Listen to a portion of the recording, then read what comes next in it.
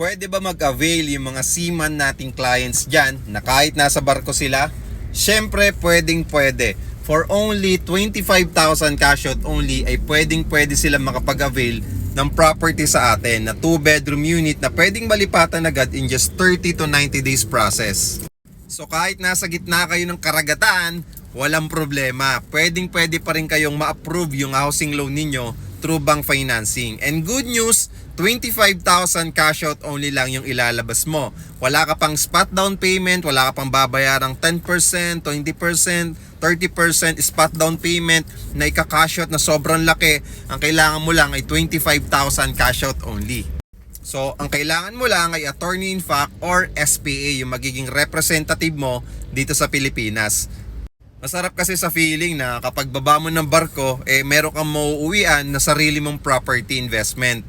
Siyempre, yung project natin, napakalapit lang sa POEA. Nasa 10 minutes to 15 minutes away lang ito. Kaya kung magpa-process ka man ng documents mo sa pagsampa mo ulit, malapit na malapit ka lang sa POEA. Dahil along Ortigas Extension lang ito, sobrang accessible sa lahat tulad ng schools, hospitals, malls, at mga commercial establishments. So kung seaman ka at nasa barko ka ngayon, pwede ka makapag-avail ng 25,000 cash out only promo natin na 2-bedroom unit na ready for occupancy at pwede agad malipatan in just 30 to 90 days process. Follow me and message me mga kabaro. Thank you and God bless.